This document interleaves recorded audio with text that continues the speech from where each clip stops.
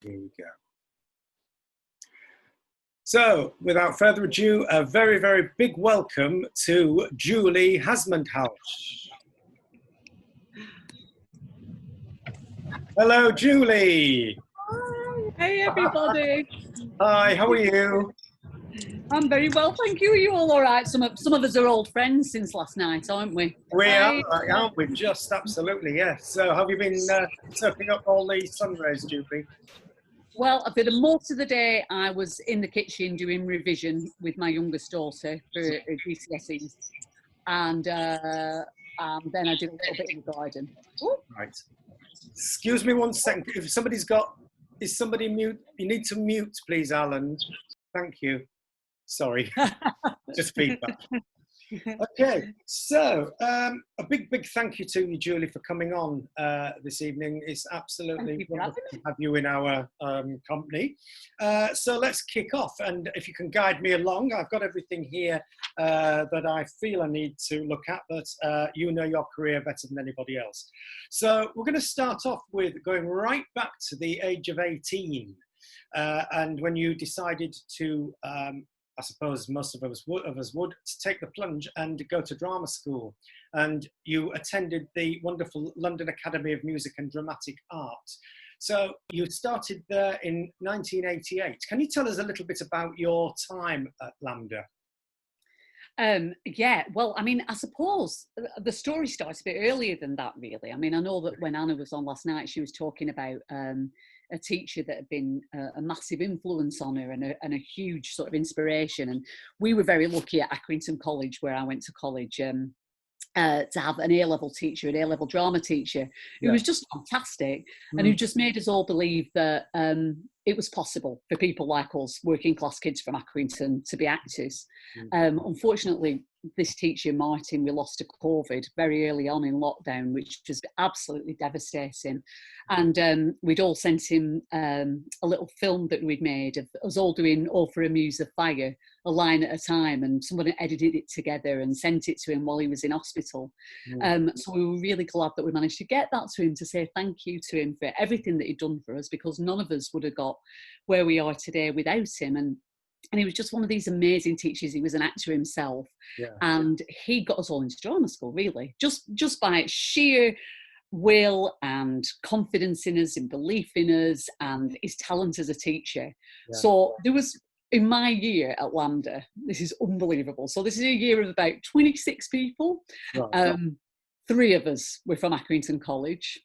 And in the year above, there was 1 person, and in the year above that, there was another person. And huge amounts of us got into lots of different drama schools around the place, which just goes to show what an amazing thing it is to have a teacher like Martin. So I went down with 2 of my mates, which was great. That took the edge off it a little bit. And like most people from the north, when you go to like a posh London conservatoire, it was a real shock to my system. I was very lucky in that I have a brother, Dave, who's 7 years older than me, who is a professor in media studies and cultural studies, and he's kind of like, he's known worldwide as the professor of pop. He's like areas pop music, but he'd gone to Oxford. He'd got a scholarship to Oxford just before, 7 years before I started higher education. So he'd had this experience of going down, it's pretty much like everyone you knew was of the same background as you, and then going to that Oxford and suddenly meeting people from Eton, Harrow and so on. So he was really, really great in telling me, the thing he said to me on the night that I went down was, if anyone takes the piss out of your accent, spit in their face. It was a real culture shock. It was a complete culture shock to be with people who were from such a different background to me. I mean, Bobby Stevens, Maggie Smith's son, an actor, a very successful actor in his own right, was in my year. Alan Cox, who's Brian Cox's son, was in my year. So, I was going around to Toby's house in Kensington with like Maggie Smith's Oscar propping open the toilet door, and it's like, I mean, literally, this was like nothing like I'd ever known before. I was incredibly lucky that I got a full grant, and I got a full grant for my fees, but I also got a maintenance grant that which was an amazing thing that, of course, sadly is gone now. I'm not sure that I would have been able to go because we weren't eligible for university grants because it wasn't attached to a degree then. Mm-hmm. So LAMDA, I had this amazing 3 years, really incredible time. Yeah. And there I met the other great teacher of my life, Brian Asprey, and I tell you about him because he was really, really influential in shaping the kind of work that I'm interested in and the sort of person that I am as an actor, I suppose. And he was in the 1970s. In South Africa, most of you will know, I'm sure, there was a really oppressive regime in power that was apartheid. So black and white people were completely segregated and black people were just treated absolutely horrendously, even though it was their country originally. And he set up in a time when it was absolutely banned, the first multiracial theatre company in Cape Town in South Africa.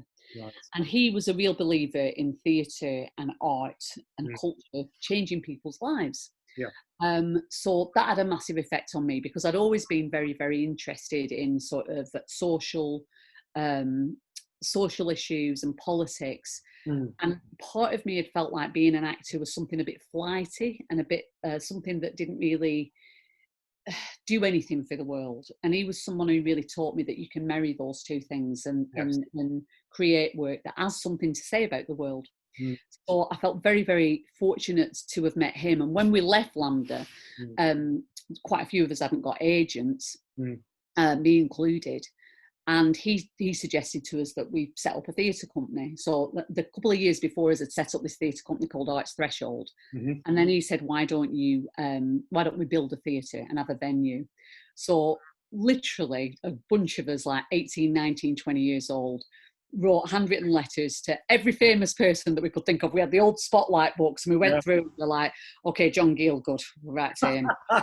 Ian McKellen, we'll write to him. Alan Ayckbourn, we wrote to Emma Thompson. And we got, unbelievably, and we had to handwrite the letters. It was like an analogue crowdfunding in the 1980s. And we got thousands of pounds. People sent us thousands of pounds. Amazing. And with that money, we built a theatre. I mean, we built it with our bare hands in a disused basement under a block of flats, like a church hall in Paddington. And we started putting on plays there. And I worked there for 2 years, and I was in the very first play that Rufus Norris, now the artistic director of the National Theatre, directed. And Olivier award-winning lighting designer Natasha Chivers did her first lighting design there.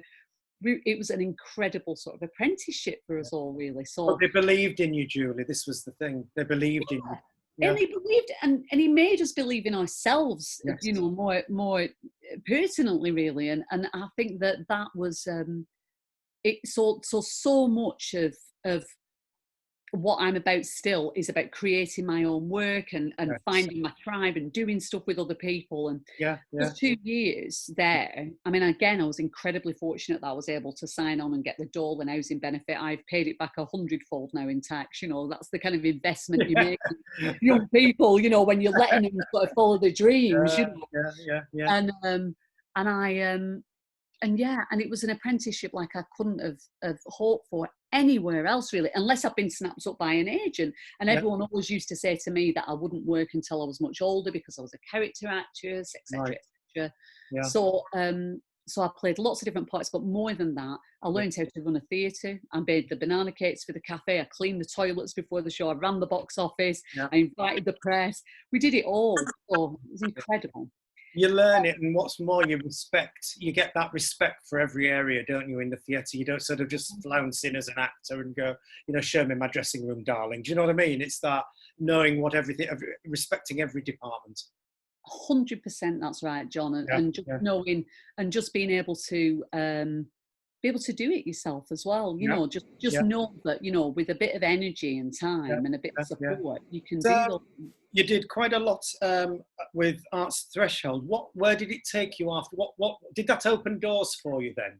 Yeah, well, with Arts Threshold, the play that Rufus directed, which was called the Lizzie play, and it was about Lizzie Borden, the axe murderer. And again, Olivier award-winning designer Katrina Lindsay designed it, and it was a big hit. Yeah. And we put that on a tour around Britain and to Hong Kong. Yes. And And that really set Rufus on his career. And he actually took over Arts Threshold from Brian after a time. Yeah, yeah. And then from a play that I did there, which was just a tiny little two-hander called Bar and Jer, Right. I got an agent, and it's the agent I'm still with now, 30 odd years later. That's they must be doing something right then. Well, I know we've had our ups and downs, you know, we Well, really have, you know, and she'd admit that too. It's Lou Coulson, you know, and yeah. she had actually represented Brian's wife, his late wife, Yvonne Bryceland, who was an incredible, you know, actress. And so I felt very, very lucky to be with her, but I didn't bring her in very much money in the first few years. And there were a couple of times when she tried to sack me off, you know, so take hope from this, everyone. You know, because I wasn't really getting stuff. I was getting bits and bobs of telly. I got a really good telly first thing I did, which was a Catherine Cookson miniseries, which is occasionally shown on there. New Day Gold or whatever, The Dwelling Place. And then I got a couple of episodes of The Bill, and I was in Pat and Margaret, Victoria Wood's thing with fantastic. How was that then? And Julie Walters, wasn't it? It was Julie Walters. Yes. Yeah. And it was a bit part, it was a tiny part in it, but I was so chuffed to be working with her, you know. And then actually I got a job, and it was my first professional theatre job. This will now be, because everything else I'd done as fringe. So this was a good 6 years after I'd left Lambda. I had my first professional gig, and that was at the Royal Exchange in Manchester, in Much Ado About Nothing. But it wasn't in the Exchange because it had just been after the IRA bomb in Manchester. So it was actually in the tents in Castlefield. Right. And in that, I played Ursula, which is not even the good maid part, it's the second maid part. And a comedy night watchman. And you know, that thing that people say about, you know, there's no such thing as small actors, just small parts, just small actors. I mean, there really is something to, because you never know where things lead, because even though I had hardly anything to do in that, I was so over the moon. Josie Lawrence was playing Beatrice in it. Oh, fantastic. And I was so over the moon to be being paid for what I love. And I was so over the moon to be in a company of people and having a great time. And it was such a great production and very lavish, you know, because I've been used to doing fringe stuff. And it's because of that the Coronation Street casting directors came in to see me in that and called me into a general. And then when the part of Haley came up, I just got my first telly part in ages in Dial and Pascal. And I got called in for the Corrie audition then. Can you tell us a bit about that, the audition? Well, I say it's an audition. It wasn't an audition, actually, because, like, I mean, this is just the typical thing, you know, to get like a TIE tour, you've got to do about 7 days, you know, auditioning, workshopping, tap dancing, playing an instrument. And for something like Corrie, you just go in and they go, yeah, sure. You know, it's like, I mean, less all these days, but that's how it felt, you know. And I went in, and so I'd been called in by Judy Hayfield, who's a lovely casting director at Granada in Manchester. And I'd gone up, and all I knew about the role is that she was called Haley and she was fun. So in my head, I had Bette Lynch in mind. I had bleached blonde hair, and I put on my leopard skin coat, and I went up and I was like, no, anybody from the north of England will know that no matter what you do, no matter if you, the RSC, the National, whatever, everybody in Accrington will always ask you, when are we going to see you in Corridor? You know, so it was, there was a lot riding on this for me in terms of like my family feeling like it had all been worthwhile. Everyone I knew thinking that. So I went up and I had a little chat, and she told me about the character. And she was a little bit embarrassed to tell me because Haley was transgender and it had never been done before, and she didn't want me to be offended. Of course I wasn't, but so I had to come back the week after. These were the days when you got paid to go to auditions, because I was living in London at the time. And they paid you like expenses to go to auditions, unbelievable. And I went up the second week to meet the producer, Brian Park. And it was like in and out. I mean, it was so fast. He barely looked at me. I had to do it to camera. We had a bit of a chat about the character. I'd done like a crash course in sort of transgender politics in that week, you know, because I didn't know much about it at all. And he was just like, he seemed completely disinterested. But as I left, he'd said, yeah, give it a. And I didn't know. And Judy ran out after me, but I'd already gone.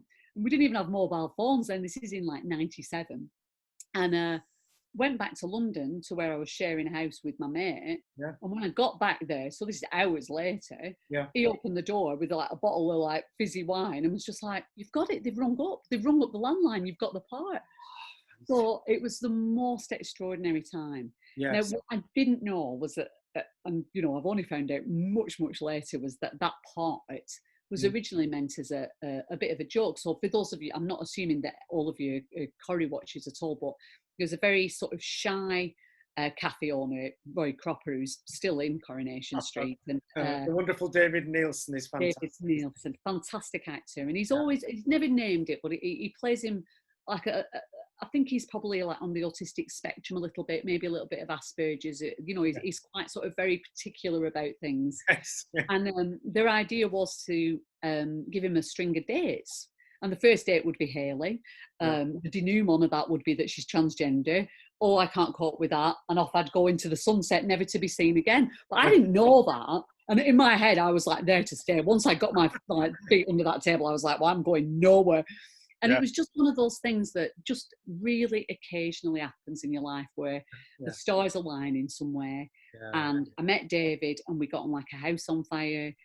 We share a love of the same things. We shared a sensibility. We shared a sense of humour. And there's like chemistry between us. And you can't manufacture that.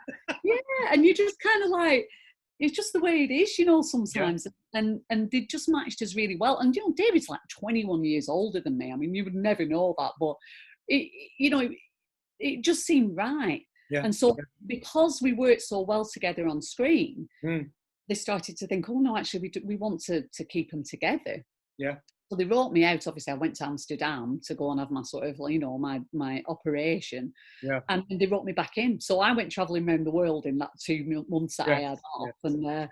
And then came back into it. And my first scenes were filmed in Amsterdam, which were just wonderful.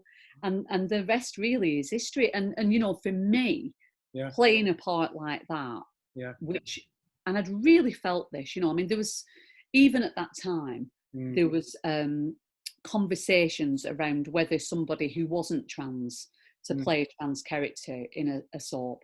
And I really understood those arguments and those conversations. But it's very different than what it is now. You know, now I wouldn't take the part. I absolutely wouldn't take the part now, because I don't believe that. I believe there are enough good trans actors for me not to. But at the time, and it wasn't because I didn't think there were enough good trans actors, even though they weren't very visible for sure.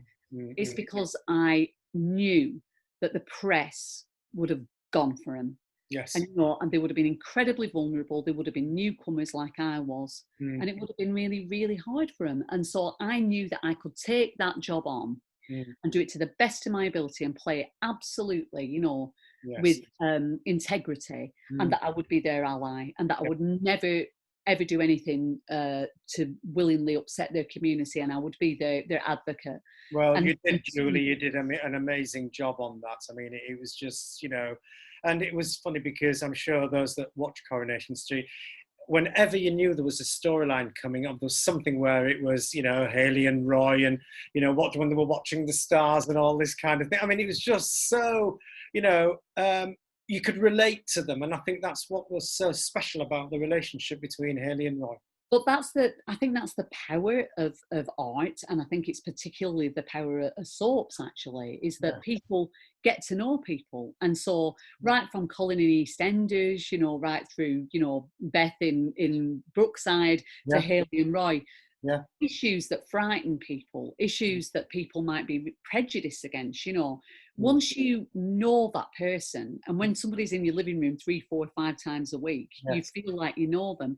You if you like them and you relate to them, you want good things for them. So people would say to me, I'd be like shopping, and like old ladies would come up to me and say, so when are you and Roy getting married? And I'd say, well, we're not allowed to, because it's against the law, because it was then. And they'd just be like, oh, never mind that. And I used to think, this is the way to change the world. This is the way to change the world. These old ladies were like, I don't care that you are trans. I just want you to be with the person you love. And that's how things change. And we got thanked in parliaments. We got like men were in Hansard. You know, we got I mean, obviously it's the writers, you know, but it was this kind of, that storyline really change things, you know, and so I will for the rest of my days be proud of that.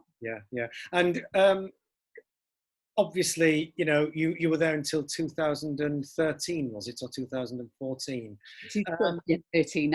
Actually, I was on screen till 2014. Yeah. Yes, yeah.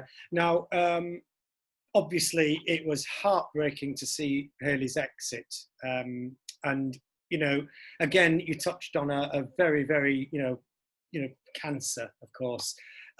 Did you do any research? And I'm sure you must have done research into pancreatic cancer. Yeah, I mean, I did a lot, and I think that, I mean, it was when I decided to leave, and it was me, and the reason that I decided, because I was very, very happy there. I loved it on Yes. Corrie. You know, it is a family, like they say, and the crew as well, Uh-huh.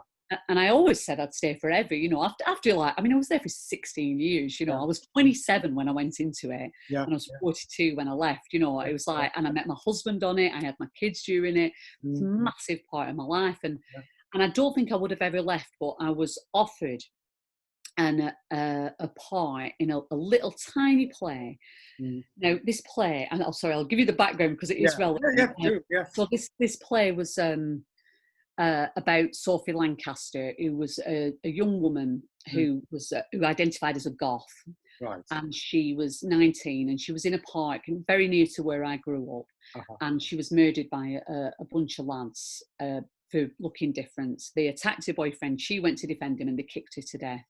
And it was a massive case at the time, and it's coming up to the anniversary actually. And her mum set up a foundation in her memory to make alternative cultures like punk and goth and things part of hate crime legislation, because you'd be amazed at how many attacks on people who just look different and express themselves differently, as well as, you know, people being attacked for sexuality, race, disability, etc.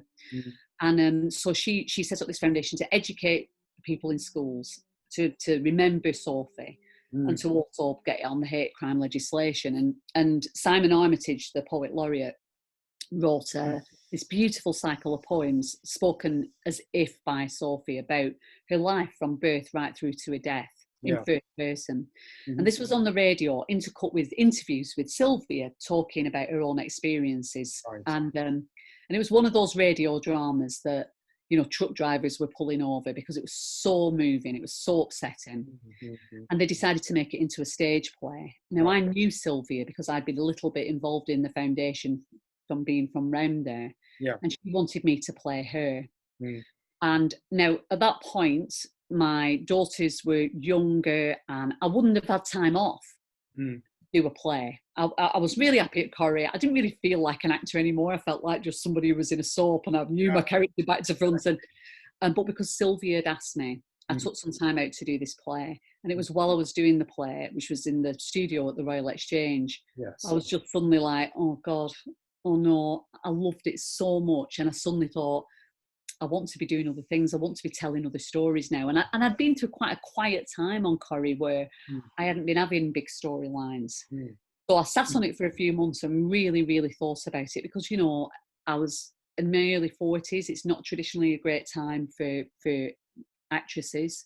I had security, which so few people have. I'm really aware in our industry. And I was quite, but I was really, really shocked, because everyone I spoke to, from my family to my friends to other actors, all said, go for it, you've nothing to lose. I had everything to lose, actually. And so I went to Coronation Street to the producers, and it was on the day of the changeover of producers. And so it was new producer Stuart Blackburn, and he was like, I cannot believe on my first day, Hayley's telling me that she wants to leave. And I was like, no, I'm so sorry. And he was like, you know, I'll have to kill you. And I was like, yeah. And I thought, because Roy and Hayley would never separate. Very, very, I was forever grateful to him, because they gave me this beautiful leaving storyline, which was a long goodbye, which was Hayley finding out she had cancer, pancreatic cancer, which is a very, very prevalent, hard to detect, and cancer with very low survival rate. And I got very involved with a lady called Maggie Watts, whose husband had died of pancreatic cancer, who had a petition out that was trying to get it discussed in Parliament, because it's very underfunded cancer as well, in terms of research. So I got behind that petition during the storyline, and on the night it aired, we got it to 100,000. And I went with Maggie to Parliament to see it being debated later. And I so I was very, very proud that Hayley's ending, like her beginning, had this kind of campaign attached to it and had changed something. Yes. But also, at the very end, she took her own life. And so around that became a big debate about the right to die and the right to choose to take your own life. And it was just as a law was trying to be passed in Parliament. So we were on the front page of the papers the day that Hayley took her own life because of that debate. And so I was really excited by that, and really, really very, very honoured to be part of a story that again had something to say. And it felt right to have bookended that time, that 16 years, with issues that were really meaningful to people. And in the meantime, I'd done this play that also, had huge meaning, and I went on to do that again afterwards. It was the second job I did after I left Corrie. As soon as I left, I did a Simon Stevens play at the Royal Exchange, and I honestly think that making the choice to do that rather than doing some of the more financially lucrative things that I could have done as somebody leaving a soap, I feel like that really set out my stall, and it felt like a dangerous thing to do, because I was kind of taking a risk by doing regional theatre instead of doing like a big commercial panto, or doing, one of the many sort of reality shows that I could have done. But I thought, no, what I'm leaving, not to be a celebrity, but to be an artist if I can, so I did this kind of really quite weird and difficult Simon Stevens play, which not everybody liked at all. Young people loved it. So I have to find out with things that happen. Like young people. It's called Blindsided. Oh, Blindsided. Yes. Okay. Yeah. And I had an amazing time on it. And then straight on the back of that, we did Black Roses again, the Sophie Lancaster play. Filmed it for the BBC. That's still available on BBC Four, and I won an award for the film and for the stage thing. And we took it on a tour, tiny venues up in West Cumbria and around the country and around Manchester, and to this day, doing it in a little community centre in the middle of West Cumbria under neon lights in front of an audience who were just so happy to be there watching something. And I'm telling them the story at the beginning, and I can see them as clearly as I can see you now. And they were leaning in, like listening to me, and then seeing the devastation, watching them lose Sophie with me. I'll never forget that as long as I live. And actually, it's like hard to beat in terms of a theatre experience and about why I went into it in the first place, Yeah, it's very immersive, that, isn't it? It's very, almost you're kind of like, they're living it with you, aren't they? Yeah, and and you think like, oh God, we can't do, because the ceiling wasn't high enough for the lights that we brought on tour, and so and it was mid-afternoon, when we did it. We had chip butties with them all, and then literally we just sat round and we just did it. And I honestly, I'll be pushed to ever find an experience like it in terms of just like that connection with an audience. I'm just going to shut my curtain. It's really bright in here. And it's don't worry. Yeah, that's all right. Yeah. Sorry, everyone. Blinding you all with me window. And now I've got here, there's something, God Bless the Child. Yeah, so I did God Bless the Child at the Royal Court. So that was my foray into London theatre. So Vicky Featherstone directed that in the court upstairs. Yes. An amazing play about education and about the way that we treat our children in education. And I was in it with Amanda Abington, and I was the kindly teaching assistant who thought all these new methods were rubbish, and they were rubbish. Mrs. Bradley. Yes. Yeah, and it was lovely. We were working with kids. We were working with actual school kids, 9-year-olds. Yeah. And in this tiny, and they'd converted the theatre upstairs at Royal Court into a classroom. It was a really, really wonderful experience. And again, I had huge things to say about education. Yes. And then you headed back up to Manchester to the Gap Theatre to play Claire in Bridging the Gap. Oh yeah, so the Gap Theatre is something that hasn't worked actually in Manchester. But what we did was a group of us got together, because in Manchester, like in London, you've got the National, you've got the big theatres, and then you've got like the fringe theatres, like I was involved in. But in Manchester, we don't have like we don't have a Bush or a Royal Court upstairs or a Gate. you know, or a Hampstead. We don't have that sort of, that kind of theatre. So we were trying to create something like that. So the gap. So a few different writers, including Simon Stevens, Charlotte Keatley, wrote short pieces, 15-minute pieces, and we did them at this beautiful hall where the Halle rehearse, St Peter's Hall in Manchester.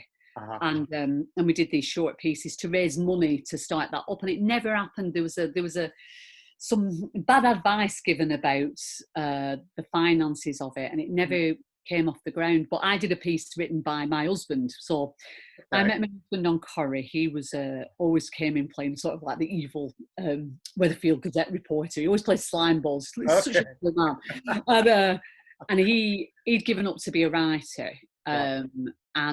So he wrote one of those, and now he writes on Corrie, actually, which is absolutely brilliant. So I love it because I'm still like completely ensconced there because I know what's going on, you know. And does he spill the beans about what's going on? He's really bad. He's really bad for spilling the beans. I used to tell him everything, and I'm like, I was saying like, so like, you know, with the big storyline at the moment with Jeff and Yasmin, you know, and I'm like, will he die? Does he die? And he's like, I'm not telling you what to watch. And it drives me absolutely crazy. I'm like, I used to tell you. But yeah, so he's, and last year he, I kept saying to him, what is the point of having a husband who's a writer if you never write anything for me? And a couple of Christmases ago, I think it must have been out 3 Christmases ago now, he kept disappearing down to the cellar, just for, not even for annoying amounts of time, but he just like disappeared just off, and I think, oh, he's just like tidying up down there, doing a bit of writing. And after Christmas, he presented me with this beautiful one-woman show called The Greatest Play in the History of the World, which we did at the Royal Exchange. Then we took it to Edinburgh, won an award there, and then we took it to Trafalgar Studios. Well, God, it's at the end of last year, the beginning of this year, although it feels like a million years ago now. It feels like a different world. And it's a beautiful little play about love and connection and the golden record on Voyager 1 and space and infinity and time travel. It's about all these things. It's just an amazing little play. So it's very obedient. You know, all I had to say to him was like, why don't you write me something? And there it was. He like sorted. So. And then you did, you played, I mean, I don't know a lot about the play. You did some Brecht.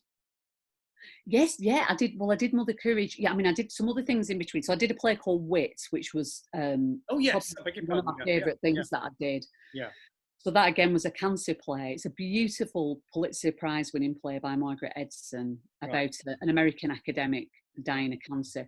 And this was the part that I played that is the most different from who I am and what I am. I had to lose tons of weight. I had to shave my head. I was American in it. She was very, very hard-nosed character, very unemotional, she had to learn how to be a human being, basically, in order to die. It's the most amazing play. Yeah. And at the end, there's this kind of moment of transcendence, I suppose. And people absolutely loved it. And again, it was just like an amazing thing because people had come and see it. People who had lost someone to cancer, of course, people who were losing someone, people who had cancer, in some cases, people who were dying of cancer were coming to see that play. And a massive part of it was being available afterwards to be in the bar and talk to people about their experiences and listen to them tell me about what they'd been through, you know, because it was such a huge thing, because it was about the difference between head and heart.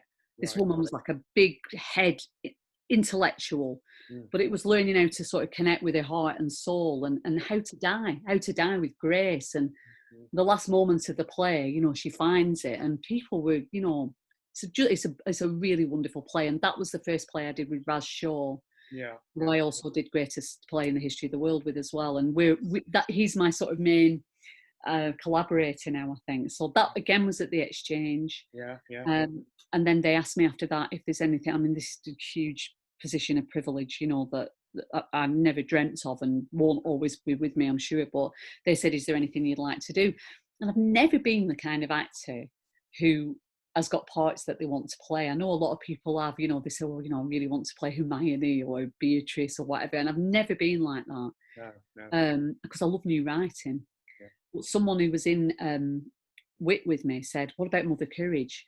Well, I'd seen a really incredible production of Mother Courage when I was studying for my A-levels in Accrington. I saw it at the Contact Theatre in Manchester with Ellie Haddington. And it really stayed with me. So I went to Sarah at the Royal Exchange and said, what about Mother Courage? But like a new version of it that's about the sort of refugee crisis or something. Yeah. And in one of those spooky moments, Amy Hodge, who was with Headlong Theatre, who did People, Places and Things and so on, had got in touch with Sarah and said, I want to do a co-production of Mother Courage, but sort of a futuristic one set in the kind of movement of people and refugee. I mean, it was just incredible that we'd had the same idea at the same time. So I ended up working with Amy on that. And it was a completely sort of steampunk version of it. And I loved it. I mean, I don't think I've ever loved doing a play as much, because it was kind of like the Mother Courage's car. It was an old battered ice cream van. And you'd get all these kids coming in who were doing it for A-level, and you could sort of see, you know, they sit there and they're ready for the headscarf, which there's nothing wrong with that. There can be beautiful performances of that, coming with a headscarf and the cart and everything. And the first thing, it kind of like this ice cream van comes in, pulled by these two like young fit lads, and I'm sitting on top of it, and you could feel the energy in the room change, and it's the first one I've had to sing in, you know, to varying degrees of success. But I absolutely loved that, and you know, and it wasn't for everybody. Some people didn't like it at all or get it, but I think a lot of the things that I've ended up doing have been a bit divisive like that, which you know is absolutely fine by me, you know. But so and that. then you went on to I've got here something. There Are No Beginnings, playing a character called June. Yeah, so that was at Leeds, that was last year, and that was a beautiful new play by an incredible writer called Charlie about the Yorkshire Ripper. Oh, right. But it was 4 different women's experiences. Yes. The fictional women, but based on women. Based on what was going on in that area. Living in that time. So nobody died in it, but there was a young sex worker. I was somebody who worked in a hostel for young sex workers and vulnerable girls. Yeah. My daughter and a policewoman. And we were on stage the whole way through it. And, you know, Peter Sutcliffe he wasn't in the play at all. There was just now and again like a soundscape of him. And again, you know, women in Leeds, you know, everybody from that generation really remembers that time. And I remember it. I mean, I remember, you know, all the stories and, you know, it's horrible things which I don't think we should discuss on here, but, you know. Yeah. So I'd like to now focus, if I may, on some of your television work post Coronation Street, and a series which I feel very guilty for saying I didn't see, unless there's something in between you want to talk about. Cucumber. Did you not see Cucumber, John? No, I'm sorry. No. It's for you. It's for older gay men. It's brilliant. It's brilliant. Ah, right. Tell us about that then. Oh, well, so that was my first telly after Corrie, and it was Russell T Davies, you know, as Queer as Folk, and years, and he'd written this, like, not a follow-up to Queer as Folk, but he wanted to explore the differences between like older gay generation and the younger one, who were, you know, fluid and non-binary and against labels and about, and it was this big sprawling series. It was kind of like 3 strands to it. So Cucumber was the Channel 4 series, Banana, which followed like a gay couple, an older gay couple and their family. So I played the main character's sister. But there was loads of different strands to it, of different strands. And then there was Banana, which was on E4, which was different standalone stories about different sort of people in the queer community, lots of different stories. And then there was Tofu, which was an online thing about people talking about their experiences of sex. Right. And, so again, it's not what people expected. A lot of Corrie fans tuned in and like turned off very, very quickly because there's a lot of sex in it. I had to do my first ever sex scene with Ida Law Hanlon, so that was fun. It was amazing. I mean, Russell T Davies, he doesn't get better than that, you know. And Conor O'Neill was in that, I believe. Yeah. I've got him coming on in about 3 weeks' time. Oh, he's a scream. You'll love him. Yeah. We're desperate to work together. We keep trying to we keep going like, what can we do together? We love each other. So that was absolutely wonderful job to do. I must. I'm sure I can get hold of it and see it on YouTube or something like that. Maybe. I mean, sorry about that. On DVD, you'll be able to get it on DVD. Honestly, yeah, I'm sure. Worth watching. Another series I did watch, but I didn't see them all. I'm dreadful, aren't I? Happy Valley, and you were in the second series of that.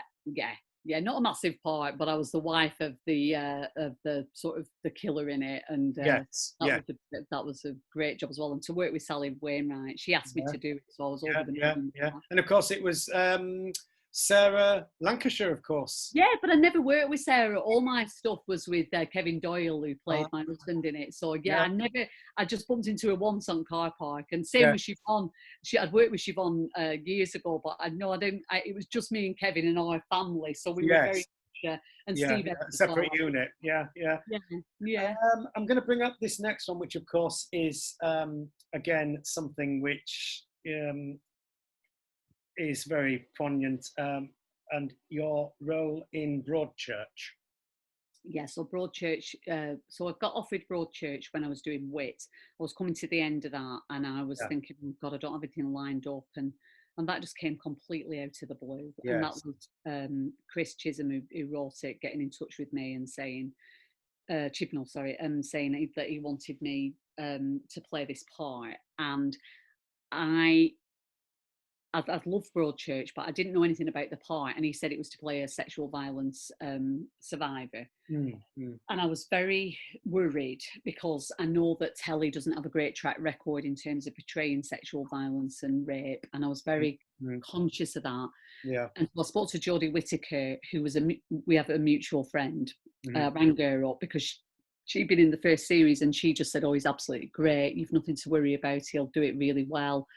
And I was really interested, actually, that they'd chosen somebody like me, you know, sort of like an ordinary looking middle-aged woman to play the rape survivor, which is not the usual sort of thing on telly. You know, it's often young women, you know, being chased through the woods and the cameras, the attacker's point of view. And this was very much from her perspective and how it had affected her life and stuff. And you know, and by casting someone like me, it, you know, put a really strong message out that it's not, you know, rape isn't an act of desire, it's an act of violence. And again, you know, hugely researched, met some incredible people from Rape Crisis, and got very involved with them. And it was again the centre of a massive conversation about the portrayal of sexual violence on screen, and I wrote some articles about it and did stuff. And so again, something I'm very, very proud to be part of. I believe you had to use a Dorset accent for that. You had to work. Yeah.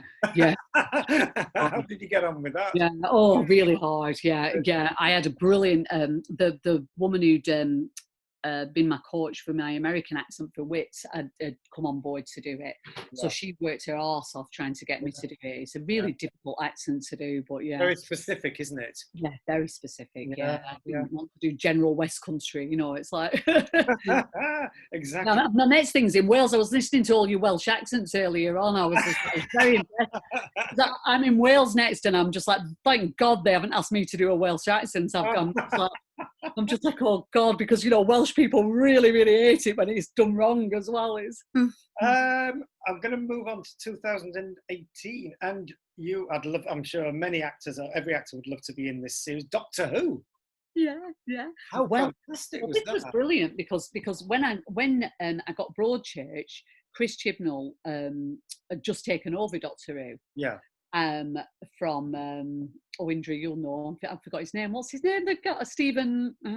Is it the director? Sorry. No, it was the big producer of Doctor Who before Stephen Moffat. Stephen Moffat. Yeah, Stephen Moffat. So Stephen Moffat was just leaving, and Chris was taking over, and he said to me, "Oh, if you take the job on, yes, thank you, Indra." He said, "If you take this job in Broadchurch, I'll give you a part in Doctor Who." Like I needed some sort of bribery. It's like, I love it. It's great how people perceive you. I was just like, oh my God, I've got two for the price of one here. And he made good his promise and wrote me in as Judy Maddox in this like sort of fantasy world, this sort of like awful kind of futuristic sort of Amazon warehouse, you know, that had been Yeah. taken over by robots. Yeah. I had the biggest laugh on that because I love Geordie. Geordie had become a mate on Broadchurch, and Yeah. she's the biggest laugh ever. And Yeah. Bradley Walsh is absolutely every bit as funny as you'd imagine him Oh, to yeah, be. yeah, He's yeah, hysterical, but yeah. really naughty. You know, Yeah. so I had all this gobbledygook language like you always do have on Doctor Who. And he would just be like, he can just talk right down to the count. So they're like, so we're going in 5, 4, and you'd be like, blah, blah, blah, blah, blah, blah. And you're like, ah, ah, and then it starts and you don't know where you are. You've got your clipboard upside down. You're just like, he's so naughty. I mean, I cried laughing on that job. And then stand back with a blank face, I should think. Oh, he's a kind of like evil genius, is Bradley. Yes, yes, yeah, yeah. Right, and coming really up to date, more or less, Catastrophe for Channel 4. Yeah. Well, yeah, I've had 2 comedy gigs. And one was Inside Number 9, Yeah. and one was Catastrophe. And both of those were just like complete out of the blue offers. Uh-huh. And I couldn't believe it because I love both shows. So it was just, so Inside Number 9 I did with Reese and Steve, and with Jack Whitehall. Yes. And that was, and Mark Benson was my husband in it, and it always was the one where we were, Number 9 was the carriage, it was called La Couchette, and we were on a train, which was just a box in a studio with like 2 guys rocking it like that the whole way through. So you're just like moving around, and we're on these bunk beds. It was like a sleeper train, and me and Mark Benson had to get dressed into our like pajamas, like under all these covers. It was absolutely madness. Just brilliant. That took a week, and then Catastrophe came through, and I couldn't believe I'd got that because I'm a massive fan of Catastrophe. If you haven't watched it, I absolutely beg you to watch it. It's one of the funniest things you'll ever see. That's another one on my list. Oh, it's brilliant. It's basically a one-night stand between Sharon Horgan and Rob Delaney, and what happens afterwards over 3 series. And I thought there's like a really sort of like mad, sad stalker lady in it, and it was just such good fun to do. It's just brilliant. Fantastic. And one I did see and really enjoyed, The Trouble with Maggie Cole with Dawn French. Yeah. Well, funny, Maggie Cole was a funny one because it's not like anything I've done before, really. You know, in a very gentle sort of Sunday night kind of telly. That's not usually my bag, and not usually the thing I'm casting. You know, so I was really. I was surprised I was offered it, and I really enjoyed it. And I mainly did it because I wanted to work with Dawn French and Mark Heap as well, and she didn't disappoint. I mean, I know it sounds like I'm just being all like showbiz, everyone's great, but honestly, there's some people you work with who just become mates, and I'd class Geordie as one of those, and Dawn as well. She's every bit as kind and funny and witty and brainy as you would imagine it to be. I had such a lovely time, and it was such a beautiful place to work as well. I was so lucky with Dorset and Third. You know, it's like I've got the nice gigs in terms of like locations. And then bringing us right up to date, and I haven't. This is on. I feel really embarrassed saying this. The A Word. Yeah, the A Word. So big fan of that show. So this was the 3rd series of it, and it's about a little boy with autism. Chris Eccleston plays his granddad. Yeah. And Morven Christie plays his mum, and it's just a really gentle, beautiful family drama. Really real. The acting in it's just absolutely out of this world, and it's all set in Manchester in the Lake District. And I'd met Peter because he came to see me in Wit, and he wrote this part with me in mind, which was very lovely, which was to play Joe, the young lad's teacher at his specialist school. So again, I went into the real school where we filmed, and I spent some time with the teachers and the students, and they used the real kids from the school to be in the school when we filmed. And they were just, I mean, because there's absolutely they just did what they wanted, which was just brilliant. So continuity went out the window. You'd have a script, and it would just like, right, well, we'll leave that behind then. You know, it's just like you just chat to you all the way through. And because they were kind of playing themselves, but they couldn't have their own names. I said to them all, you will have to think up new names for you, because you've got to have your character names, like, Max is playing Joe, and I'm Julie and I'm playing Heather, so you've got to think up your names. So they all put sort of these absolutely bonkers names. There was a young lad with autism called Connor, who turned his name back to front and called himself Ronock. We had Cristiano, a City fan called Cristiano. We had a Brittany, a Blaze. I mean, they all had these absolutely brilliant names. So we'd just be crying with laughter again. I'd be reading the register and I'd be like, "Good morning, Cristiano." And he'd be like, "Good morning, Heather." Trying to keep a straight face. Like, let's go again. Yeah. Well, this has been absolutely brilliant, honestly. So where are you at now then, Julie? Have you got anything coming up? Yeah, well, throughout it all, I've been, I run a theatre company in Manchester now called Take Back, and we make sort of immediate responses to social and political events, and that's been an amazing and huge part of my life for the last 4 years now. So, we've done sort of responses to Brexit and Trump's inauguration, etc., etc.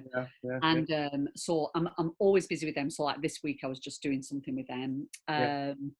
I have got a job that I was about to start at the beginning of lockdown, so I'm really fortunate that it's just been postponed. So I've got a job to go to. So that's starting in September down in Cardiff, the Welsh one, with a really amazing cast as well. A very woman-led thriller. So I'm looking forward to doing that, and it's actually written by the same writer who wrote my episode of Doctor Who. It's all connected, it's like this is it, isn't it? Yeah. And may I ask, how have you coped through the lockdown personally? Have you found it's kind of been really hard for you, or have you managed to keep yourself busy? Well, like everybody really, it's had its ups and downs. My eldest daughter was doing her A-levels and that just all stopped, so that was very painful for her, and we're waiting for her results next week, and it's very hard to not have any control over her own future in that way. Of course. My youngest daughter is doing her GCSEs next year, so we've been really working hard with homeschool, which I'm not a natural teacher. It's hilarious because when I did the A word, getting a lot of sort of kudos for like, "Oh, you'd have another career there." And I was like, if you could see me at home smacking my head against table, in frustration. Like this one child who didn't have specialist needs. So it's been, but actually, I do feel like very, very, I'm very, very lucky. I've got a roof over my head. Ian to continue to work because he's been writing Corrie. And also we've got an outdoor space, but also, we like each other, not all the time, but most of the time. And it's been nice for us to have this time because, Martha, my eldest, will be flying the nest at some point pretty soon. And for the four of us to have this time to do stuff and eat together and go walking, especially at height of lockdown, was pretty special. So we've done okay. I mean, I really worry for people. I think there's going to be a massive mental health crisis after this. And it's coming up to sort of, what are we in August now? So, 4 months to Christmas, and it's getting quite, it's a very tense time, isn't it? Winter will bring a whole set of different problems. And, I just want to go back to your daughters. It's two daughters, two girls, Have either of them got any aspirations to follow in Mum's footsteps? No, I mean, Martha was really into theatre for a bit, loves theatre. I mean, that's definitely her happy place, but she's kind of moved away from that now. So she's hopefully going to study English and film. She's got a place at Warwick University next year, so hopefully that'll happen. So she'll be definitely something to do with the arts. Yes. I mean, I don't know. I just don't know about her yet. She's only 15, so we don't have to do that. They change the minds at that age, don't they? 1 minute a hairdresser, not stereotyping females, but so. They might. Yeah, I don't know what she'll end up doing. No. Look, Julie, this has been absolutely amazing. So if you're happy to do so, I'm going to open the Q&A up So if you want to pop your little hand up, oh, we've got one here. He hasn't used his emoji, but I'll let him off. You know what? I'm on 6%, so I'm travelling with you. I'm Oh, travelling. okay. Oh, gosh, okay. I'm travelling down to my plug. It's a bit like Most Haunted, this. I guess, yeah. It's like you get. Oh, look! I'll give you a bit of a bonus extra. This is my dog. Oh. Is she there? Is she on it? I can't see. Oh, she is. Yes. And tell her she's been recorded. Oh my goodness me! No, don't go after Willow, Bridie, and don't want us to be chasing Willow. Just protect Willow. She doesn't like cats very much. Oh really? Oh gosh. Oh well. Hang on. No worries. Yes, we're on. Right. Okay. I think I saw John's hand go up. So John, if you'd like to unmute yourself and fire away with your question for Julie, wherever she is. She's done. Ah. She must have lost. I'm going to pause the recording. Okay. 1 second. Hello, Julie. So sorry, don't know what happened. No worries. It's okay. Right. Where were we? John, if you'd like, you've unmuted yourself. So are you ready to take questions, Julie? Oh, yes, absolutely. Yeah. Okay, John, over to you. Good evening, Julie. Good evening, John. Thank you for protecting Willow from your dog. Oh, I can't see you've got all the... Two things, really. I've been gifted with Asperger's, and I absolutely loved you in the A Word. You were incredible. Thank you. But prior to that, you and I had worked together before. Yeah, what on, John? Because I do recognise... We were on Peterloo together. Of course we were. Of But course. my beard was down here. Oh my God, of course, yeah. So which we haven't talked about, actually. How did you find that experience, John? Can I just use the word experience and leave it at that? Yeah, it was hard, wasn't it? Yes, I didn't find the runners to be very helpful. I thought they did more harm than good. The runners? Yeah. Oh, really, yeah. But it's just one of those things. I don't like to say bad things about people who aren't there to defend themselves. So. I think it was such a massive thing. So for those of you who don't know, this was Mike Leigh's Peterloo, which was his epic film about the Peterloo massacre, and John and I were both in it, and it was it was a real honour to be in it, weren't it, John? Oh God, yeah, without a shadow of a doubt. I mean, he tried to keep it as true to what actually happened, and I think because I got chastised originally for my accent, and they went, "No, it's far too modern." So I had to use a voice coach to get back to the old style. Did you? That's interesting. Yeah. His attention to detail is absolutely second to none. I mean, I felt really, really happy to have been part of telling that story, actually, and making it more widely known. Oh, yeah. And I met some amazing people on it as well. It was like, but it was a hard shoot. It was a long, hard shoot. There's so many of us, weren't there? And yeah. The embarrassing thing for me that I remember about it, because I actually remember working with you one day, and I was like, "She's an amazing actress. Who is it?" And the girl next to me went, "She's in Corrie." And I was like, "Never seen it in my life." Well, I mean, I didn't do very much in it, to be honest. It's like people don't realise I'm in that film, so I'm just kind of, yeah. But it's just those two things. It was an absolute joy to work with you, and it was an absolute joy to watch you on the A Word. Oh, I'm glad you like the A Word. It's I really, did. it's a Very special much. show, isn't it? And it's not like anything else, is it, on telly? It's just, No.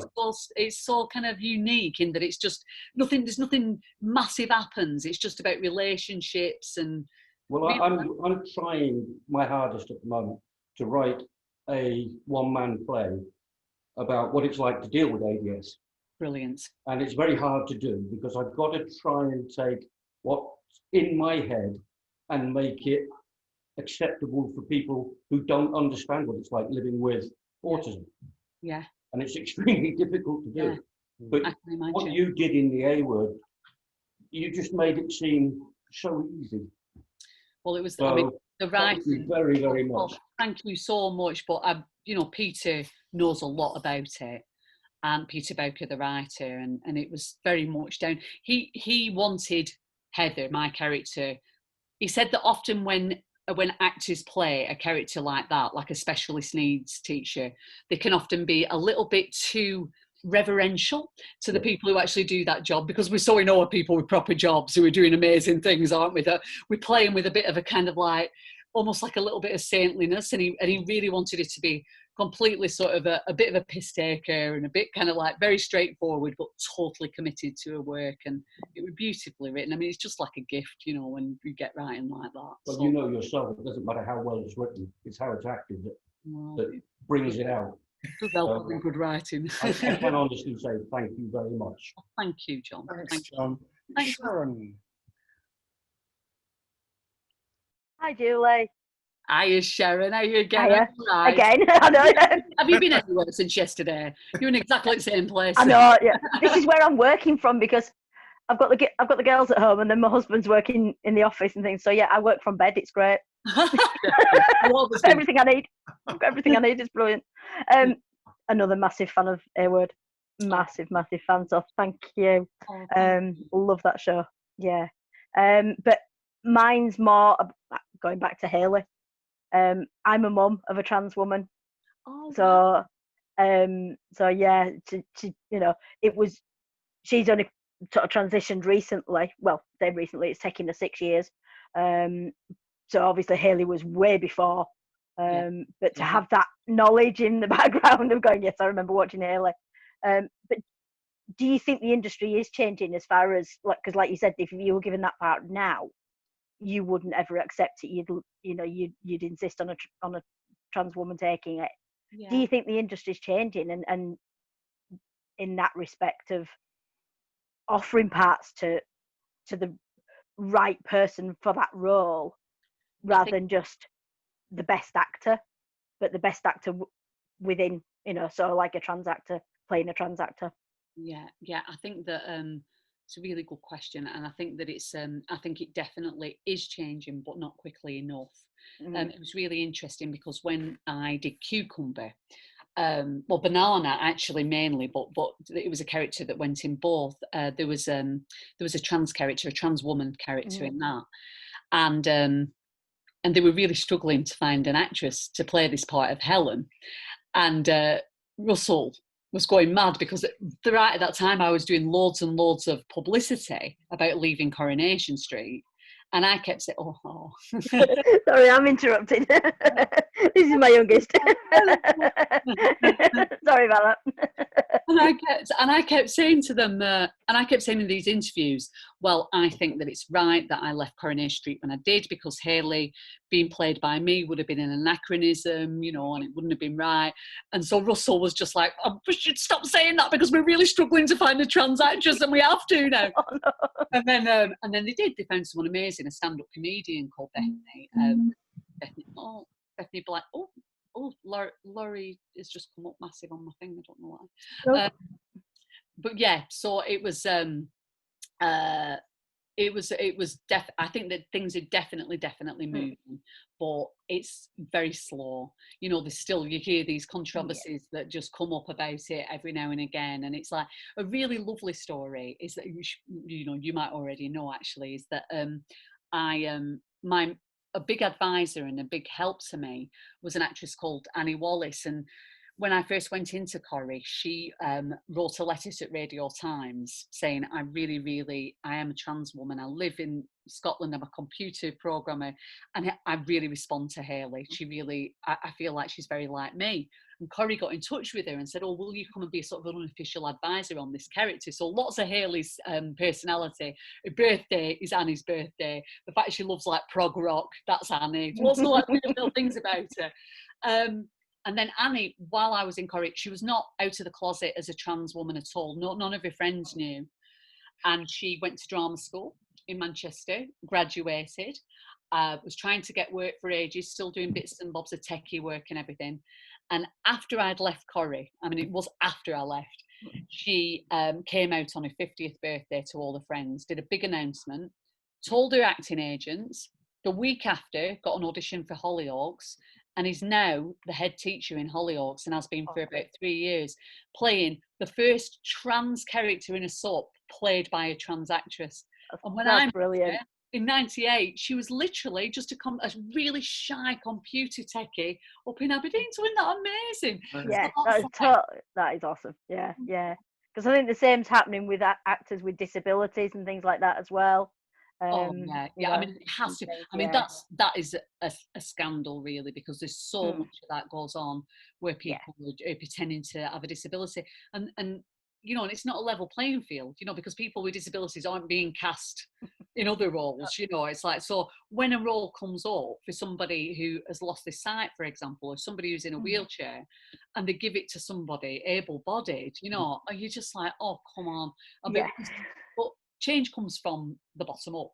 It's from people campaigning and working and making the voices heard for you. It's not like the industry or the people in power suddenly go, well, do you know what? We'll give you a chance. It's from constant pressure and it's working. Yeah, it's really good. Dank Manchester, Dank Mank are doing great jobs. Yeah, love Dank Mank. Yeah, and good luck to your daughter. Is she doing all right? Is she? She is. She's waiting on surgery. That's her next thing. And they've told her another 12 months. So it's a long process. Yeah, it's a heck of a long process. Yeah. As I say, she's been at least 6 years now. Yeah, so it is a long one. But I also have the disability hat on because I have an invisible condition of which the little one that just came in there, she's got it worse than I have. So have you been shielding? Have you been shielding throughout? Luckily, it's not one that's affected. It's more of a joint issue, joint problems and that sort of stuff. So we don't need to. But she has been just because it's easier. not shielding as such, but she just doesn't. No. She's a bit antisocial. She's not like a mum. Not like a mum. You love it so much, Sharon. That's all right. Thank you, Julie. Thanks, Sharon. So, Steve has been waiting patiently. Over to you, Steve. Hello, Julie. Hello, Steve. Are you all right? I've suddenly gone all that. Oh, it's all right. Oh, I think the light must be going. Hang on a minute. See if I can change this. Julie, I'll ask the question while I'm just putting the light on. Okay, I can see you, Steve. Yeah. That's better. I might show up a bit more now. Huge fan of the A word. So when you came in as Heather, that was great to see. Can I just ask you about working with young Max? Because you will have seen there's a lot of people who ask the question. It's one of those big Google questions. Is Max Vento autistic? And of course he's not. So not at all.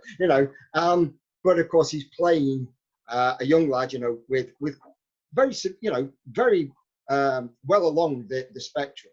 So what's it like to work with him when he is Joe? Well, he's an extraordinary actor, is Max. I mean, he really is. And I think production are very aware that because of what's required of that character in terms of the singing. And I'm sorry, John, I know you don't watch it and stuff, but his way of communicating is through song lyrics. Yes, so he spends a lot of time with like headphones on, singing entire sort of like Smith songs, elbow songs, whatever. It's mainly sort of Manchester indie music. Yeah. So he has to do a lot of singing in it and a lot of acting, like when he's distressed and stuff.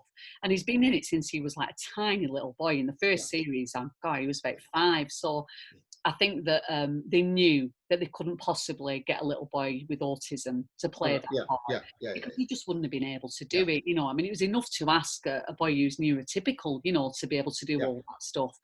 But I wasn't sure. I wasn't sure because of watching it. And when I met him, I was really surprised because, I mean, it does that sort of like, it comes over him, it kind of turns into Joe. Something comes over him and he just goes very still and very quiet and very inside himself. And Max, I mean, he's proper all singing, all dancing. And I'm not exaggerating. He's triple somersaulting all the time. Right. So he'll go and cut, triple somersault, like, and then just like singing, dancing. You can't keep him still. So it's an incredible talent that he has to do that.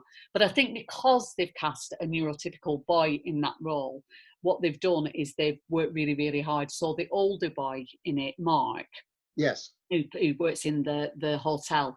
And sorry, is he the actor? He is autistic, isn't Yes, he? he has autism, and he's I mean, it presents very quite differently from his character, but he is. And of course, Ralph, has Downs, and Leon's an amazing actor. And in the first series, they had very little to do, but they became aware of just how much he was capable of and how funny he is, and how expressive he is. So that's why by the third series, Leon's the star of the show, really. He's absolutely amazing. So yeah, and in terms of the school, like I say, they used real kids from the school with a mixture of sort of neurotypical supporting artists as well. So, but yeah, he's an incredible actor.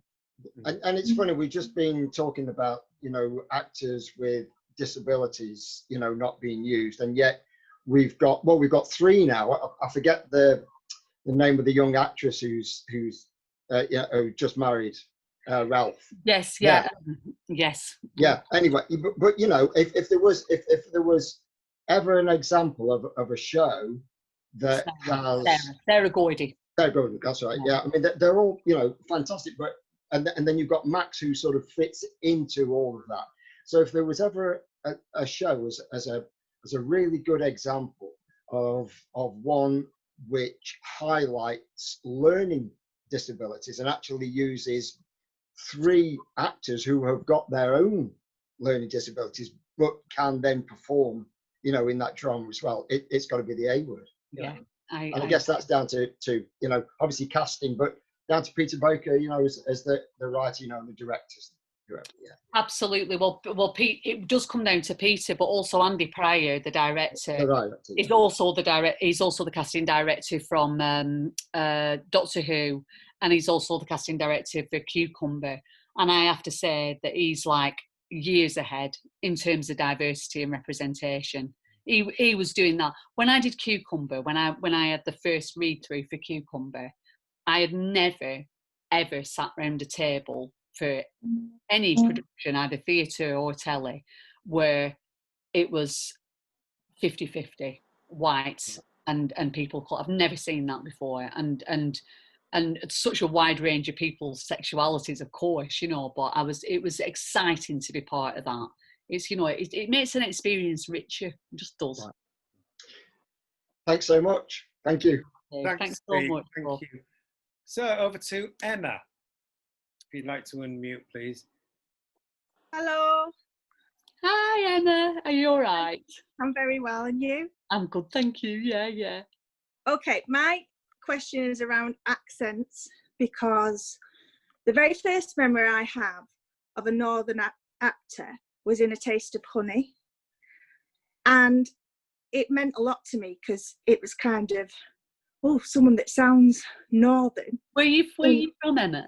Well, I'm from Manchester. I'm from all over the place, but mainly Manchester. And it seemed to stuck with me that's been quite important. Like Maxine Peake, when she was in Silk, she still had that Northern accent. And you yourself, I know you've had to adopt different accents for different roles. I know you were talking about that with Dorset and so on, but how important is it for you to represent Northern characters? Well, accents, it's so interesting with accents, isn't it? Because I feel like in lots of ways, it's been a really, really good thing for me. It's rather than it being a curse at all, it's been definitely a blessing. And it's something that people often want me to use, I think there's a warmth in a Northern accent that people like, that lends itself to certain parts for sure. It's always lovely for me when I get the opportunity to do something different. But I think with our accent, always comes this sort of question of class. Yeah. And that's when it becomes really, really interesting. And I've talked to quite a lot of people about this, and it fascinates me because, so my accent, the way it is, which is Lancashire, not Manc, it's very sort of rounded and kind of a little bit old-fashioned, really. So it lends itself, it seems to me, to teachers, play a lot of teachers these days, and nurses, midwives, that's sort of so I'm not working class. Do you know what I mean? I'm not a factory worker or someone who lives on a council estate. I'm sort of professional working class. Do you know what I mean? Yeah. But at the same token, I'm not a doctor. You know, nothing against doctors or lawyers. It's like that little bit. And it's now if you're a Scouser, it's really hard. I think that people would struggle to cast you as a teacher. Do you know what I mean? It's like there's almost like a class system within our accents. You know, it's like the same with like a strong West Country accents or a Brummie accent. There's a prejudice against those accents that sort of like, and I slightly am above that somehow. I don't know how I've got away with it, but somehow I'm that. And then like there's other accents that are lower class than mine, and then there's RP that's right above. And for Maxine, like you so rightly say, when she got Silk, so for those of you who don't know to play a lawyer, they said to her in that, well, can you do RP, receive pronunciation? And she said, well, why? And they were like, well, because you're a lawyer. And she was like, yeah, but she's a lawyer. Why can't she be from the north? Do you know, it doesn't mean, just because you're from the north doesn't mean to say that you haven't had an education and that you're not capable of like a higher education and like becoming part of a legal team. It's like not, it doesn't preclude any sort of professional like, you know, the doctors that I go to where I live in Manchester have northern accents. It's not like they just get flown in from the home counties to be GPs and doctors.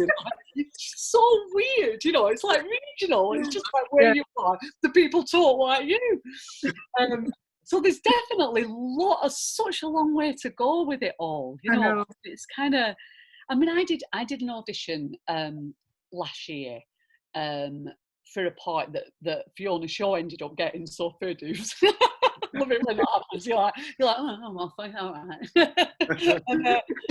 And it was like, and I had to be really posh in it, and I've not been required to do that for a long time, you know, because you know, if you want someone posh, I'm not the person that springs to mind. Do you know what I mean? Like, get Hesmondhalgh in. You know? So I was really chuffed to be seen for this part, and but the casting director and the director did express proper surprise that I could do RP at the end of it, you know, and that's not their fault. But I was a bit like, well, I am trained. Do you know what I mean? You know, quite a disproportionate amount of my training was about doing RP as well. You know what I mean? It's like because it is at a posh London drama school, but you know, it's a funny thing. It's like, but I've just like I do feel really, really lucky, and also. And this is quite interesting as well, in that I feel like I can when I'm cast, I feel like they don't feel like they're just casting another sort of middle class white woman. Do you know what I mean? I come with a past and I come with a background because of the way I speak, and that's good, and that helps to make audiences feel comfortable and represented, I suppose. You know, so for me, it's always been a good thing. You know, I mean, I do get rusty. You know, it is, and there's some accents that are harder than others for me to master. I can only do one accent at a time. You know, so I can't like if I'm working on one job and I have to learn that accent, I can just about do it. But yeah. Oh, it's great. Thank you. Thank you, Emma. Thanks, Emma. Right, we've got time for 3 more people. And I think Kerry's had his hand up for quite some time. So we'll go over to Kerry. And then we'll go to Indra, and then we'll go to Hayley. Thanks, John. I'll switch to the camera one now. Working on 2 screens. You're over here, you see. On the big screen over there. The camera's over here. Thank you for doing this. Thank you. I did notice you in Peterloo. Peterloo took me a while to get to watch because I get upset with these historical ones. I end up crying because you get angry because there's nothing you can do about it. And it is a magnificent piece of work. And from my perspective, you're one of the names. I'm trying not to sound too cheesy. You are one of the names. If I see he's coming up in the cast, I will watch because I know it's going to be quality work. Oh God, and that for me is, yeah, you just are. You know, A Word, Happy anything that you've been in, even the gentle ones with Dawn French, absolutely brilliant. What I haven't had a chance to do yet is see you on stage, which is bad of me. I tend not to travel a lot. Oh, crikey. So are you taking your play on tour when you get a chance? My one-woman show? Yeah. I don't know actually. I'm not sure whether we'll ever get the chance to. I just don't know what's going to happen with theatre now, do we? So it's sort of like, I mean, there's no plans to in the near future for sure, but maybe at some point. I mean, the point is with The Greatest Play is that I said to my husband, the idea of it was that it would be our pension, actually. I said, so write something that's non-age specific. So the idea is that into our 80s, we'll be just like, you know, pitching up at festivals like all over the world with like a suitcase full of shoe boxes, because that's the set, and just doing it, it'd be like, oh, there's a little festival in Brooklyn. Come on, let's go. Do you know what I mean? So yeah, so the idea is for me to be doing it forever. In fact, really excitingly, we found out the other week that there's a theatre in Bremen doing it. They're translating it into German, and a German actress is playing it and doing it. So we're going to go and see it, you know, if travel restrictions have been lifted then. But I'm so excited about that. For a part that I've sort of created, that were written for me, to go and watch someone doing a different language, that's a whole new adventure for me. I think it's going to be amazing. So it is weird. I'm doing a project with the Birmingham Rep in joint with the RAC, and it's a snippet to try and attract people back, and they've got a very diverse group. So we work with Birmingham are brilliant, different elements, because there's my script at the moment. So that's the Welsh version of Romeo and Juliet, and that's the Welsh version of As You Like It. So we're doing all the world's a stage. Oh, fantastic. Yeah, it's going to be a struggle because my Welsh isn't that good. But anyway, I was hoping to do that. And what I wanted to say is, I know you'll have a lovely time in Cardiff, and we're not as bad with people doing weaker accents as you mentioned. Well, I'm not even trying. Trust me, I'm not even going there with it. I think they know as well. They're like, no.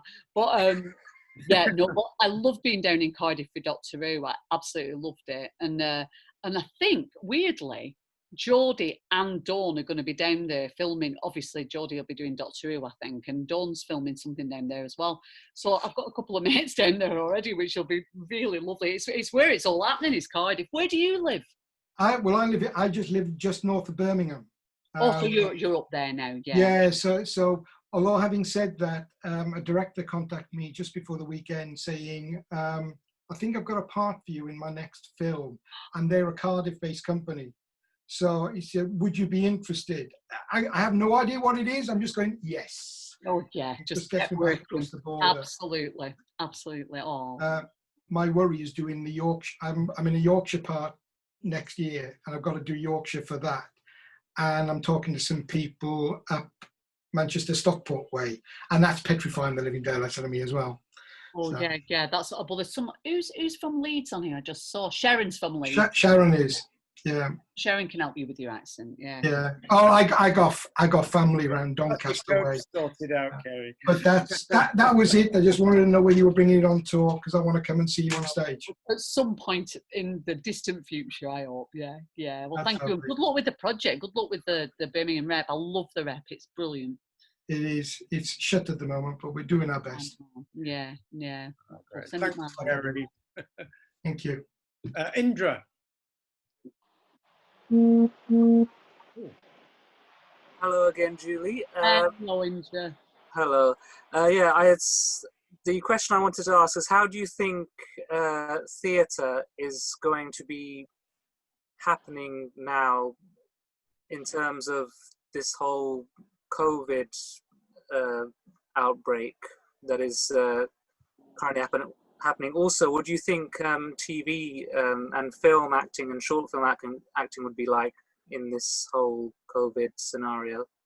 Yeah, oh gosh, well, the short answer is, Indra, I don't know. I mean, I'm really, part of me is really, really worried about theatre because I feel like I don't know how it's going to be done. You know, I was talking to John about this yesterday, that like a theatre like the Royal Exchange, which is obviously the theatre that I work in most in Manchester, it's huge. You know, it's like nearly 800 seats, but it's very intimate. And so in order to get adequate social distancing, you'd only be able to get it about a third full, and it needs to be half full to break even because it's such a huge building and they've got so many overheads. And so I don't know if they're going to get round that. I think a lot of theatres not being able to do the Christmas plays and pantos is going to have a massive effect. And when we go back, I don't know. I don't know how it's going to be, because theatre is so much about sort of like connection, and as is telly actually. I mean, I'm thinking, I did a short film last weekend and under the new sort of conditions, and you know, the makeup artists were gloved and visored and stuff, and but in terms of actually doing the acting, even in that one day there was a little bit of like, oh, can you just get a bit closer together, you know? And I don't know how it's going to be doing this new thing. Apparently it's really hard work, because I mean, you know, anyone who's done any filming knows you're constantly cheating closer to each other to get the shot in and everything. So it's a completely new world for all of us, and I think that everything's going to take longer, and I just don't know how it's going to be. But art will always survive, you know, theatre will always survive, even in the most desperate of, you know, theatre exists in like refugee camps, you know. It's like where there are people, there will be telling stories and making stuff. So one way or another we'll survive and carry on, but it'll just feel very, very different for a long time, I think. But we've just got to embrace it, embrace the new way of being, I think. Thank you. Thanks, Indra. Thank you so much. And now over to Hayley, if you'd like to unmute yourself. Hi, Julie. Hi, Hayley. How are you doing? All right. Good name.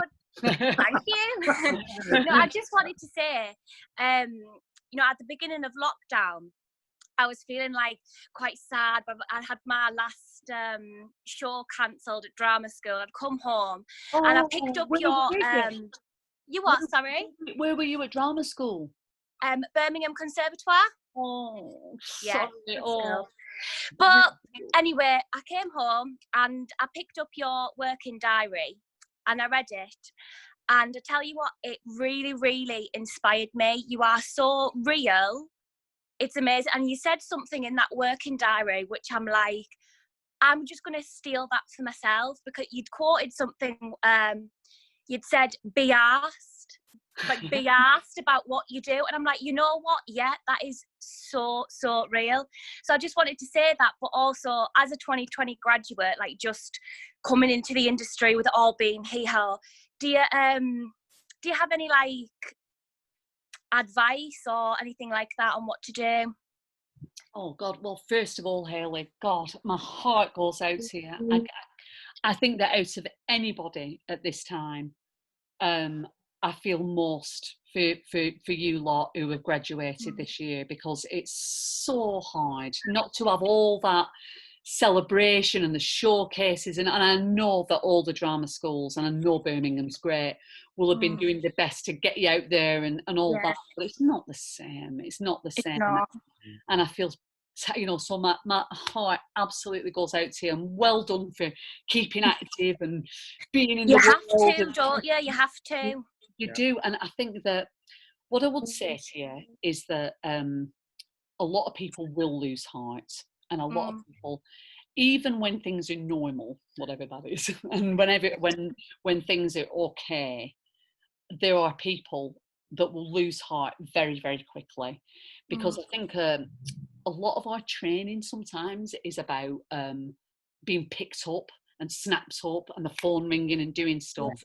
And I think that drama schools are shifting now, but I think there's an emphasis on producing actors that are fit for purpose, that are ready to be picked up and put into productions, and not so good always at producing artists. And when I make that distinction, I mean that people who are willing to make their own work, willing to find people, willing to find a space to do things. Yeah. You would be amazed at how many people don't grab opportunities, you know, partly because of lack of confidence, but also a sort of feeling that everybody's after the same things.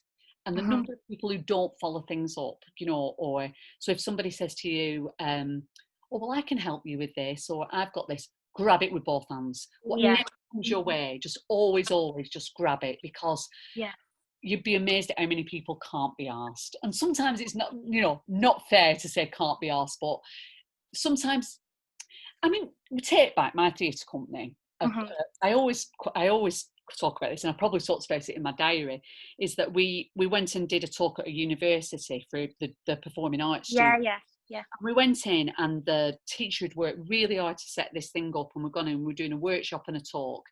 And so we're a theatre that set ourselves up, and we were in a 100-seat theatre, and there were just 20 people turned up because it was optional.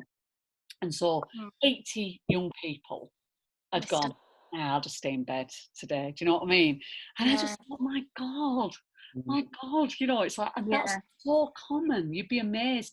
So just the fact that you're here talking to me, just the fact that you came home after like losing the end of your graduation and picked up my diary and read it for a bit of like advice and a bit of bolstering, and probably like followed through some of the other books that I read that have get excited. Oh yeah, I had a list as long as my arm. I did. I mean, that is like, that's gold dust. Honestly, that fills me with such hope for you and your career, Hayley. Because if you have that drive in you, if you have that, if you have that kind of, if you're that arsed, you'll be all right. So don't lose. I can tell you've got it. You know, because it's like it's 90% that. It really is. I've worked with people who just had a breakdown the first couple of months after drama school because they're just sitting waiting for an agent. Have you got an agent, Hayley? Have you? I have. I was really lucky to be picked up by the Markham agency, John Markham, which is brilliant. He's great. So I was really, really lucky because our showcase was in February. But unfortunately, it was in the Soho Theatre where the day before a bomb had evacuated the whole thing. So I think people were reluctant in coming. So only 13 agents turned up. But I was so lucky to get that offer, and you know he's a great man. So I know he's working very hard for me, but it's still like, oh. Well, Hayley, listen. I don't know who anyone is because I've been with the same agent for like 30 years. I'm just like, people are always asking me for advice on agents, and I'm always like, don't know. Yeah. But I know John Markham. Do you know what I mean? Congratulations, love. That's absolutely brilliant. May I just intercept, if you don't mind? I mean, I don't know. I'm assuming everybody is following Julie. Of course, you're following the @Support British account that I have. And I think at this time, you know, please, all of you, use that as a platform wherever, whenever, you know, you wish. You know, if you want to promote yourselves, it's important. I'm sure Julie will back me, or you know, would reiterate this, that we continue to support ourselves as artists. And Julie's quite right in what she says about, you know, trying to create, or at least sort of focusing on things for ourselves. I know it costs money, but if we can do it, but you know, collaboration with each other, if we haven't always got the money, to collaborate with each other and to see what we can do in, you know, I'm probably talking a lot of rubbish here, but that's just, do you know what I mean?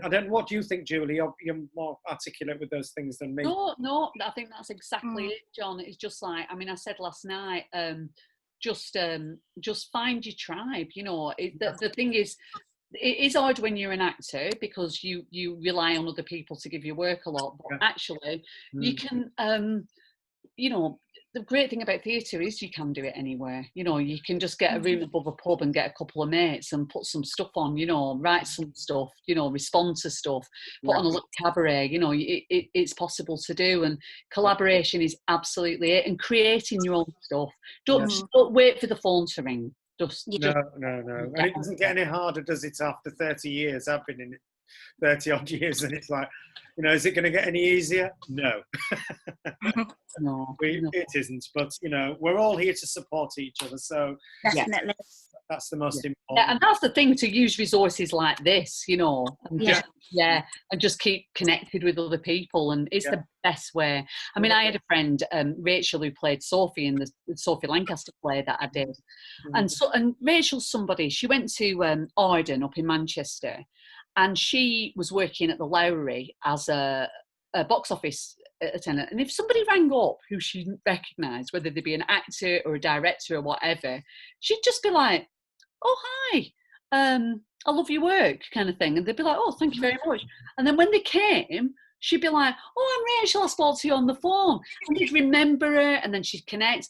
Her and Maxine became best friends because she wrote this massive fan letter to Maxine. And Maxine was like, "Oh, let's meet up." And they became great mates. And Rachel was somebody, we used to joke about it actually, is like, wherever I went in the world, people would go, "We've got a mutual friend." And I'd be like, "Is it Rachel Austin?" They'd be like, "Yeah."